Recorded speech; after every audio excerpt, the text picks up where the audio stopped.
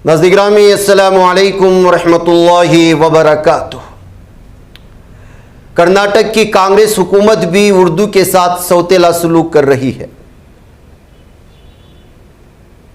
उसके सौतेले सलूक पर वो लोग खामोश हैं जो इनको वोट दिलवाने के लिए 24 घंटे मेहनत कर रहे थे, जद्दोजहद कर रहे थे। अपने लीडर को जब वजारत की सीट नहीं मिलती या उनका कोई मुतालबा नहीं पूरा किया जाता तो उनके मानने वाले सड़कों पर आकर जिस तेज़ी के साथ एहतिजाज करते हैं, गिरफ्तारियां देते हैं, उसकी मिसाल हमने इस मरतबा हाल ही में काबीना में हुए तोसी और फिर उसके बाद कुछ मुस्लिम लीडरों को ना मिलने वाली वजारतों को लेकर के क्या कुछ हुआ और क्या कुछ हमने देखा, ये सब हम लोगों के सामने है। इस वक्त कर्नाटक में उर्दू पढ़ने वाले, उर्दू में TCH करने वाले, उर्दू में बड़ी बड़ी डिग्रियां हासिल करने वालों का मुस्तकबिल ख़तरे में आ चुका है। अपनी ज़िंदगी का एक अहम तरीन हिस्सा उर्दू पढ़ाई लिखाई में देने वाले मास्टर्स और उसके टीचर्स इस वक्त जो है पूरी तरह से कांग्रेस हुकूमत इन टीचर्स पर कांग्रेस हुकूमत तवज्जो नहीं दे रही, बल्कि उनके साथ मुकम्मल तौर पर नाइंसाफ़ी कर रही है। और उनके साथ इस नाइंसाफ़ी को होते हुए हमारे कौम और समाज का हर तबका देख रहा है। उसमें सियासी लीडरान भी है जिसको हमने चुन कर के ले आए, वो उलमा और वो मुख्तलिफ़ तंजीमों के लोग भी या ज़िम्मेदारान भी मौजूद हैं, खामोशी से तमाशा देख रहे हैं, जो इसी पार्टी के लिए जो है वोट देने के लिए इत्तिहाद का सबक पढ़ा रहे थे। और उनमें से वो लीडरान भी जो हैं वक्तन फ़वक्तन छोटी छोटी बातों को लेकर के सड़क पर आने वाले, वो भी इस मामले को लेकर के सामने नहीं आ रहे। उर्दू मुसलमानों की ज़बान नहीं है, हम चीखते रहे, चिल्लाते रहे, लेकिन दुश्मनों ने इसे मुसलमानों से जोड़ करके ही रख दिया, बल्कि उसके साथ सौतेला सलूक जो इस वक्त हो रहा है वो हद से बाहर है। हमारी उर्दू अकेडमियाँ सिर्फ मुशायरे करने में लग गए हैं। किसी स्कूल में छोटी जाते हैं और 2 घंटे वहाँ प्रोग्राम करते हैं और 24 घंटे उसकी मार्केटिंग चलती रहती है। और ये मार्केटिंग करने के लिए अकेडमी के ही पैसे इन लोगों के अकाउंट में भी जा रहे होते हैं। ना अकेडमी के अराकीन को इसकी फिक्र है, ना उस पर बैठे हुए चेयरमैन, वो तो गायब ही नजर आ रहे हैं। जब उर्दू अकेडमी के चेयरमैनशिप के लिए जब ओहदे दिए जाने की बात होती है और जब ये ओहदा मिलता है या हो रही होती है, जब तबसरे चल रहे होते हैं, इस कदर चीखना चिल्लाना, इस कदर मार्केटिंग, अलग अलग नामों का आना, उनकी कुर्बानियाँ, उन्होंने फलां किया है, फलां किया है, फलां किया है, जब सीट मिल गई तो गायब। उर्दू बचाने की बात करने वाले और उर्दू बचाने के लिए मुशायरे मुनक़िद करने वाले, उर्दू बचाने के लिए मुख्तलिफ़ शोरा की किताबों को लाने वाले और साल भर में किसी ना किसी को उठा करके ला करके अवार्ड दे करके उनको खुश करने वाले, आज हज़ारों असातिज़ा जिन्होंने उर्दू पढ़ने लिखने में अपनी ज़िंदगियां खपा दी, उनके साथ नाइंसाफ़ी हो रही है। कोई आगे बढ़ कर के बोलने को तैयार नहीं। ना वक्फ बोर्ड से जुड़े हुए अफराद बोलने को तैयार हैं, ना हमारे मुस्लिम अराकीन असम्बली इस सिलसिले में बोलने के लिए तैयार हैं, ना उज़रा जो हमारे मुस्लिम लीडरान को जो इस वक्त चुना गया है वो बोलने को तैयार हैं। क्यों भाई? जब अपने ही लीडरान इस सिलसिले में नहीं बोलेंगे तो क्या गैर आकर के बोलेंगे? जब हुकूमतें बदलती हैं, काबीना बदलती है, जब CM का चेहरा बदल जाता है, लोग बड़ी बड़ी उम्मीदें लगाते हैं कि इनसे ये होगा, इनसे ये होगा, इनसे ये होगा। सारे सरकारी स्कूल जो दीगर ज़बानों के, उनके लिए तकर्रुरियों का ऐलान हो चुका है और हमारे उर्दू स्कूल के टीचरों की जो कमी है, बेइंतहा कमी है, वहाँ पर जो है किसी भी एतबार से उनको लाया नहीं जा रहा है और उनके सिलसिले में गुफ्तगू नहीं किया जा रहा है। यही वजह है कि इस वक्त बाज़ लीडरान में इस बात को लेकर के शदीद तशवीश पाई जा रही है और उनमें से एक जो है MIM बेंगलुरु के जनरल सेक्रेटरी जनाब मजहर शरीफ और उनके दोस्तों अहबाब और ज़िम्मेदारान हैं जो इस मसले को उठाया, लोगों के सामने आए, वो लोगों से मुतालबा कर रहे हैं, इस हुकूमत पर इल्ज़ामात लगा रहे हैं कि किस तरह से मुसलमानों को इस वक्त पूरी तरह से किनारा करने की कोशिशें हो रही हैं, उनके हुकूक मारे जा रहे हैं और हमारा पूरा का पूरा तबका खामोश तमाशाई बन करके देख रहा है। देखिए जनाब मजहर शरीफ और उनके दोस्तों अहबाब ने इस वक्त क्या कहा है। मुझे इजाजत। अस्सलाम वालेकुम वरहमतुल्लाहि वबरकातुहू। हम तमाम जानते हैं कि आज मुल्क के हालात किस तरह से हैं और खुसूसी तौर पर सेंटर की हुकूमत का रवैया, जो बीजेपी आरएसएस की हुकूमत जो आज मुल्क में है, वो मुल्क को किस तरफ लेके जा रही है हम तमाम जानते हैं। मदरसों के ऊपर शुरू दुनिया से उनका मदरसों के ऊपर वो टारगेट करते आए हुए हैं। आज रियासत कर्नाटक के अंदर परसों एक नोटिफिकेशन जारी होती है जिसमें 15,000 टीचर्स को कॉल फॉर किया गया है। शर्म की बात यह है रियासत कर्नाटक के लिए आज जिस कांग्रेस की हुकूमत को यहां के माइनॉरिटी मुसलमानों ने, बिलखुसूस मुसलमानों ने, जो आपको भर भर कर वोट देकर आपको इख्तिदार में लेके आए, जिनसे आपने कई वादे किए, उसमें उर्दू एकेडमियों का भी वादा था। एकेडमियां तो छोड़िए, उर्दू स्कूल की डेवलपमेंट तो छोड़िए, जहां पर आज 4,000 से जायद उर्दू स्कूल है रियासत कर्नाटक के अंदर और उसके डिपेंडेंट हजारों लाखों बच्चे हैं। हजारों बच्चे उन स्कूल में पढ़ रहे हैं। आज उन तमाम बच्चों को रुसवाई हुई जब हुकूमत उनकी तरफ जो रवैया इख्तियार करती है, जिसमें आज हर सब्जेक्ट के लिए टीचर्स का कॉल फॉर किया गया, लेकिन उर्दू मीडियम के लिए एक भी मैं बता रहा हूं आपको, एक भी टीचर का वैकेंसी इन्होंने बताया नहीं गया, उसमें कॉल फॉर किया नहीं गया। जबकि जहां तक मेरी इंफॉर्मेशन है, हजारों टीचर्स की जरूरत है इन स्कूल के अंदर, हजारों टीचर्स की।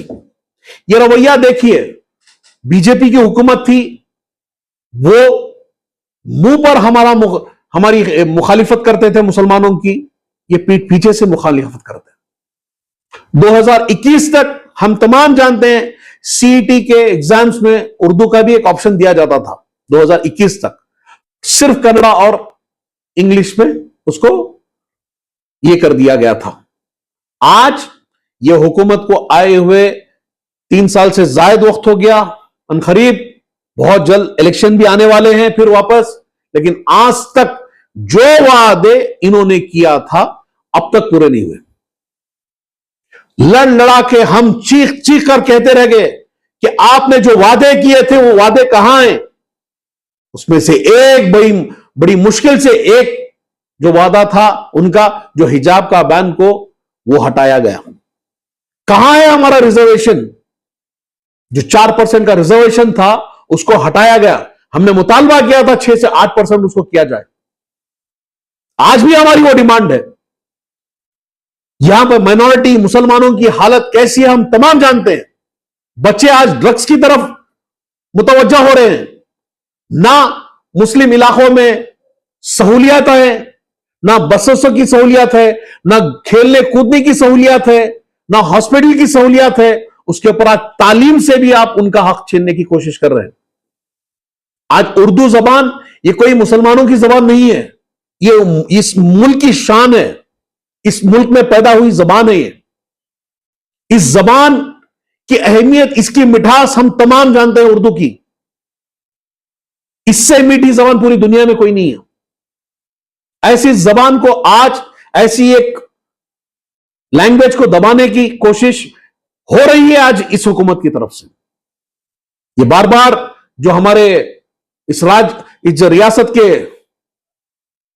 चीफ मिनिस्टर जनाब डीके शिव कुमार मईको में बड़े जोरों शोरों से कहते हैं, Muslims are my brothers, Muslims are my brothers, they are my brothers बोल के।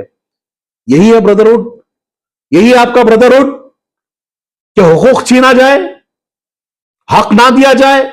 कहां जाए वो मुस्लिम स्टूडेंट्स? कहां जाए वो मुस्लिम, वो उर्दू के स्टूडेंट्स कहां जाए? अब किससे जाके रब्ता करे? आज आप तमाम जानते हैं उर्दू मीडियम स्कूल की हालत क्या है।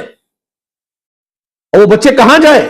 वो टीचर्स जो ये उम्मीद में थे कि हुकूमत की तरफ से कुछ अच्छी खबर आएगी, हमारे लिए एक एम्प्लॉयमेंट बनेगा, जिन्होंने ये कोशिश की इस मीडियम में पढ़कर अपने आप को ग्रेजुएट किया है, तो कहां है रोजगार? कहां है? तो ये तमाम कोशिशें हुकूमत की तरफ से, रियासती हुकूमत की तरफ से भी यही है और सेंट्रल की हुकूमत से भी यही है। ये दो पहलू हैं। हम बार बार कहते हैं क्या कर रहे हैं आप? कोई ऐसा काम नहीं है। आज ड्रग्स इतना आम हो गया, हमें आगे आके करना पड़ रहा है, लोगों को आगे आकर इसके ऊपर काम करना पड़ रहा है। हुकूमत की तरफ से क्या हो रहा है? मेरा मुतालबा है ये, आप हुकूमत कर क्या रही है? ड्रग्स क्यों मिल रहा है? ड्रग्स इतना आम क्यों है? आज किसी भी इलाके में जाइए, कोई भी इलाका हो, आज ड्रग्स मिलना इतना आसान है। मैं समझता हूं अगर आपके खाने पीने की चीजें से ज्यादा आसान ड्रग्स मिलना है आज। तो आज उर्दू को जिस तरह से खत्म करने की कोशिश की जा रही है, मैं समझता हूं कि यह हुकूमत का रवैया ही नहीं है कि उर्दू को बचाया जाए। इनकी तरफ से हमेशा से यह रवैया रहा है। तो हम ये मुतालबा करते हैं डीके शिव कुमार से, जब आपने इतने बड़े बड़े वादे किए थे, आपने कहा था कि मुसलमानों के लिए ये करेंगे, वो करेंगे, हम ये दे देंगे, रिजर्वेशन दीजिए ना, हमारा हक हमें वापस दीजिए ना। वो लूट के लेके गए, उनका डर दिखा के आप हुकूमत में आए, लेकिन उनको हुकूमत में आने के बाद आप भी वही कर रहे हैं। आप आज भी डर ही दिखा रहे हैं। कब देंगे हमारे हुकूक? फिर इलेक्शन आने के बाद फिर झूठे वादे करने के लिए, फिर वापस से वही झूठ, वही वादे। आज मुस्लिम क़ियादत किस हालत में है कांग्रेस के अंदर, हम तमाम जानते हैं। 10-10 एमएलए होने के फायदा नहीं है। शर्म आनी चाहिए इन एमएलए को भी। आज इख्तिदार मिल गई, मिनिस्ट्री मिल गई, लेकिन हुकूक की बात नहीं करेंगे लोग। जब हुकूक की बात आती है ना, तो छुप जाते हैं। सर, इस हुकूमत को लाने में उलमा इकराम, तंजीमें, सबने मेहनत की, लेकिन जो हालात आज मुसलमानों के हैं, चाहे उर्दू का हो या बोर्ड का हो या नशे का हो, और मिनिस्ट्री के लिए यहाँ तक लोग सड़कों पर आकर लड़ रहे हैं, लेकिन ये बुरे हालात को लेकर कहीं ना कहीं काश हमारी आवाम जाग जाए। मासूम आवाम है। मैं अपील करता हूं आवाम से, आप जागें। जिस तरह से इन एमएलए को मिनिस्टर बनाने के लिए आप रोड पे उतरे थे ना, अपनी तालीम के लिए, अपने मुस्तकबिल के लिए, अपने बच्चों के मुस्तकबिल के लिए आप रोड पे आए। इसके लिए एहतजाज करें, ना कि ये जो लोग हैं, जो एहसान फरामोश हैं, जो हमारे जो सो कॉल्ड लीडर्स हैं, ये एहसान फरामोश हैं। ये कौम के एहसान फरामोश है। आज इतने ओहदे मिले मुसलमानों की वजह से इनको, बावजूद उसके ये खड़े हुए। क्या इनमें से एक एमएलए ने, इस 10 एमएलए में किसी ने, 3 मिनिस्टर, किसी ने अब तक रिजर्वेशन की बात की? इन्होंने किसी ने वक्फ की प्रॉपर्टीज को बचाने की बात की? मिनिस्टर थे तो कर रहे हैं। अब मिनिस्ट्री चलेगी, दूसरे को आई, अब वो बोलेगा मेरे को समझने के लिए वक्त दो। यही चलता रहेगा सिलसिला। अवाम को जागना पड़ेगा। आज देखिए ड्रग्स के लिए किस तरह से हर इलाके में लोग मेहनत पड़ रहे हैं। हर इलाके के जिम्मेदार उलमा को आना पड़ेगा आगे। अब उलमा को ये बहुत जरूरी है। हमारी कौम का आज इस रियासत का मुस्तकबिल अगर हमें बचाना है तो हमें तालीम को बचाना पड़ेगा। तालीम एक जरिया है। किसी भी कौम को, किसी भी मुल्क को, किसी भी रियासत को अगर आगे बढ़ना है तो उस मुल्क में और वहां के लोगों के अंदर तालीम होना बहुत जरूरी है। वो कोई भी तालीम हो, वो उर्दू ही नहीं, कन्नड़ा हो, इंग्लिश हो, तमाम हर लैंग्वेज की इज्जत करना चाहिए। लेकिन इज्जत करना अपनी जगह, लेकिन एक तबके को, एक लैंग्वेज को आप पूरी तरह से, एक जबान को आप खत्म नहीं कर सकते। एक तहजीब है। उर्दू सिर्फ एक जबान नहीं है, एक पूरी तहजीब है। एक तहजीब को खत्म करने की कोशिश की जा रही है। आज उर्दू एकेडमी भी कायम की गई, मुशायरे हो रहे हैं। लेकिन ये सिर्फ, आप ये ना समझे कि ये सिर्फ आज का इनका रवैया है। पिछले 10-12 साल से उर्दू के ऊपर कोई भी पैसा खर्च किया नहीं जा रहा हुकूमत की तरफ से, ना माइनॉरिटी के फंड्स की तरफ से। फंड रिलीज होने पर खुशियां मनाते हैं, बस खुशियां ही मना रहे हैं हम लोग। वो फंड्स कहां जा रहे हैं, किस तरह से इस्तेमाल हो रहे हैं, फंड क्या खुशियां मना रहे हैं? जहां आपको 100 रुपए मिल रहे हैं, 100 रुपए मिलना, वहां पे आपको 4 रुपए मिल रहे हैं। जहां आपकी रिजर्वेशन होनी चाहिए 8 से 10%, वहां पे 4% है, वो भी दे नहीं रहे। तो ये हमारी आज हालत है। हम क्या करें? हमें और आपको आज हमारे हकूक के लिए अगर हमें जरूरत पड़े, हमें एहतजाज करना चाहिए। मैं उन तमाम नौजवानों से मुतालबा करता हूं जो ये मिनिस्ट्रियों के पीछे भाग रहे थे, इनकी मिनिस्ट्री के लिए भाग रहे थे, आइए अपने बच्चों के मुस्तकबिल के लिए भागो। आज मुतालबा करो इन मिनिस्टरों से, आप जो बन गए आपकी मेहनतों से, आप इनके लिए लड़े। ये लोग तो आराम से बैठे हुए थे, इनके लिए आपने लड़ा, लेकिन इनको इलेक्शन जितवाने से लेकर इनको मिनिस्टर बनाने तक आप लोग लड़ रहे हैं। आप लोग एक दूसरे के पीछे पड़े हुए हैं, लेकिन आपके अपनी औलाद के लिए, आपके आने वाले मुस्तकबिल के लिए आप कुछ नहीं करेंगे। जागिए। जो कौम सो जाती है ना, उसका साथ फिर क्या होता है हम तमाम जानते हैं। जिस तरह वक्फ बोर्ड की प्रॉपर्टीज लावारिस हो रहे हैं सर, इसी तरह कहीं ना कहीं उर्दू स्कूल्स के प्रॉपर्टीज पर कब्जा करने की, बिल्कुल कब्जा करने की पूरी चाल है। वैसे भी जो सेंट्रल की हुकूमत है आज ऐसे चीजें लेके आ रही है, हमें इंफॉर्मेशन भी नहीं है। एनजीओस के ऊपर अटैक कर रही है। आने वाले दिनों में आप देखेंगे एनजीओस के ऊपर लॉ जो अमेंडमेंट इन्होंने पास किया है, अगर इनका अमेंडमेंट पास हो जाता है तो कल हमारे हो किसी के भी एनजीओस हो, उनके एनजीओस की प्रॉपर्टी को भी हड़पने की कोशिश की जा रही है सेंट्रल हुकूमत से। तो इन तमाम चीजों के ऊपर हमें सोचना चाहिए। हम सिर्फ इनके पीछे इनकी मिनिस्ट्री दिलाने के लिए, इनकी बड़ाई करने के लिए तो थोड़ी अवाम है। अवाम के हुकूक की कौन बात करेगा साहब? अवाम के हुकूक की बात करें। हमें तालीम के लिए पीछे पड़ना चाहिए। हमारे लोगों में तालीम की कमी है। हमारे इलाकों में, मुसलमान इलाकों में स्कूलों की कमी है। गवर्नमेंट स्कूलों की क्या हालत हम तमाम जानते हैं।